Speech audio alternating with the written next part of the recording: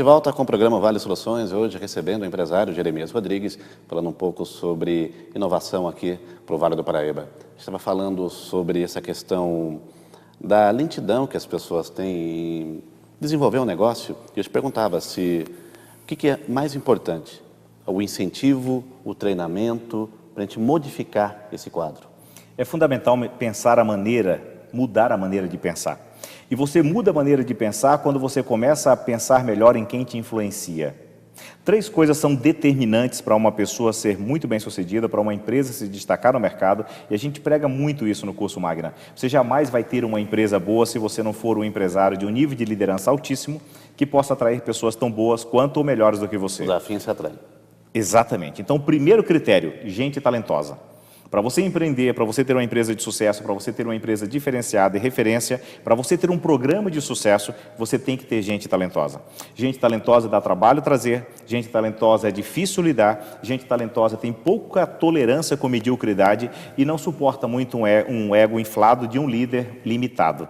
E às vezes tudo que o líder tem é a empresa, que ele tem uma pompa muito grande em função disso, atribui-se um valor e um mérito muito maior do que ele tem, e ele se torna um pequeno deusinho por ser o dono, impondo algumas obrigações que gente talentosa não aceita. Gente talentosa quer liberdade, gente talentosa quer espaço para crescer, quer ter o direito de opinar sem ser retaliado por isso. Então, o primeiro critério, se associe com gente talentosa, se inspire com gente talentosa. Segundo critério, que nós até falamos rapidamente há pouco, a capacidade de execução. Gente que realiza, gente que faz. Boa parte dos empreendimentos que nós conhecemos foram feitos por pessoas que têm o que se chama de pulsão de morte. A pulsão de morte é a característica, a capacidade de ir até a beira do precipício e praticamente arriscar tudo. Só que quem tem uma altíssima pulsão de morte, infelizmente tem uma dificuldade muito grande de preservar relacionamento. Porque ele está tão obcecado pela necessidade de realização que, infelizmente, ao longo deste processo, ele não preserva relacionamentos que são fundamentais para ele. O que importa é o resultado. O que importa é o resultado. Para isso, ele precisa ter alguém com pulsão de vida. Aquela pessoa que tem a pulsão de vida, ele é mais comedido, ele planeja melhor. E quem planeja consegue reagir com antecedência, se prepara com antecedência. Nós temos uma cultura, como falamos há pouco, de protelar, e a gente é obrigado a reagir. E por que reage? Porque não se planejou adequadamente e, de última hora, é obrigado a tomar decisões que nem sempre é possível fazer. Mas, por não ter se preparado, tem que reagir agora, e é ruim. Então, gente com capacidade de execução e fazer bem feito no tempo que precisa ser feito.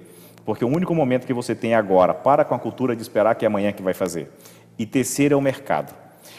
O quanto o mercado está ávido, desejoso por aquilo que você é capaz de criar. O que você está fazendo agora que se tivesse feito há 2 anos era cedo demais? Que se você esperar daqui a 2 anos, talvez seja tarde demais e não vai ter relevância aquilo que você quer fazer. O que você precisa fazer agora?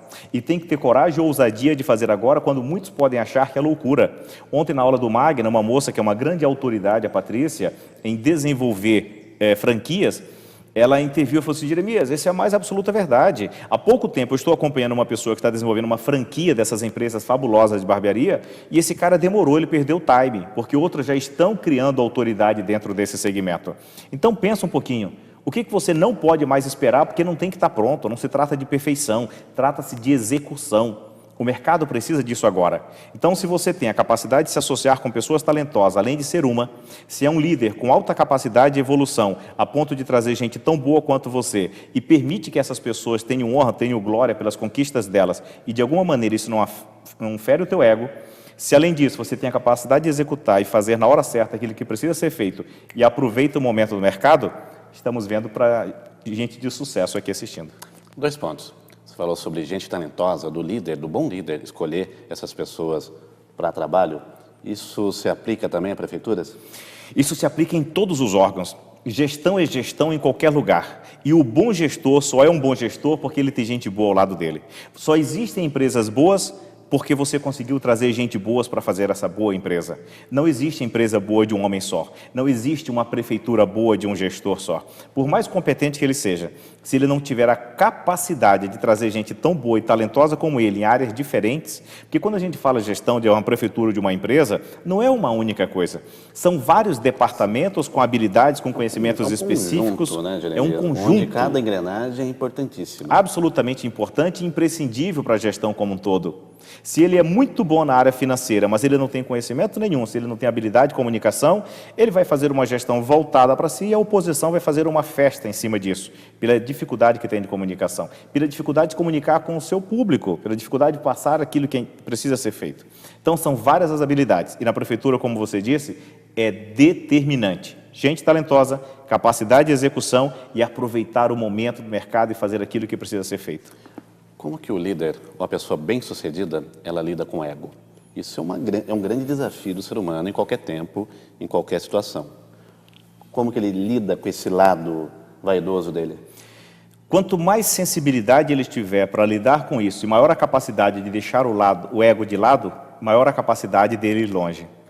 Pensa um pouquinho. Se desprender? Se desprender, literalmente se desprender. E aí ele tem que tomar muito cuidado com quem o influencia.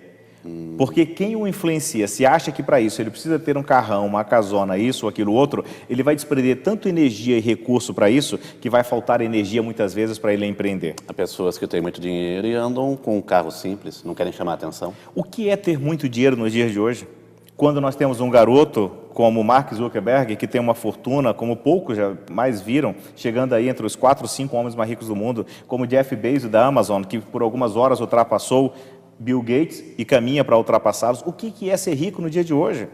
O problema é que a gente ostenta por muito pouco. No início dessa semana, conversando com um amigo na Austrália, ele falou, gente, pelo amor de Deus, eu estou aqui na Austrália e eu vejo como é fútil aquilo que a gente faz no Brasil, de dar relevância para algumas coisas que só tem valor porque nós atribuímos valor para ele, mas que é tão fútil. Só que num país onde uma massa gigantesca sobrevive com um salário mínimo e não tem nada, o cara que ostenta com um carrinho um pouquinho melhor, ele se acha mais do que alguém. Mas vá ver realmente quem fez ou quem teve as oportunidades que você teve e materializou, e você vai perceber que o que vai importar em pouquíssimo tempo não é a casa que você mora ou o carro que você tem, é o legado que você construiu. Pinda perdeu recentemente um dos maiores empresários do Vale do Paraíba. E esse empresário tem o legado de ter construído um patrimônio superior a 200 milhões de reais e todas as vezes que você o encontrava, em nenhum momento ele falava do seu último carro, da última viagem, da última moto ou das últimas conquistas. Mas ele sempre dava um jeito de te influenciar para você sair melhor depois da conversa com ele. Essa é uma riqueza fantástica. Você apontou aí um detalhe da nossa sociedade e o brasileiro a gente percebe isso pelo Facebook. Facebook é uma exposição, na maioria das vezes, de ostentação. Qualquer coisa é motivo para se ostentar. Isso é em detrimento da nossa péssima formação educacional, da nossa ausência de valores.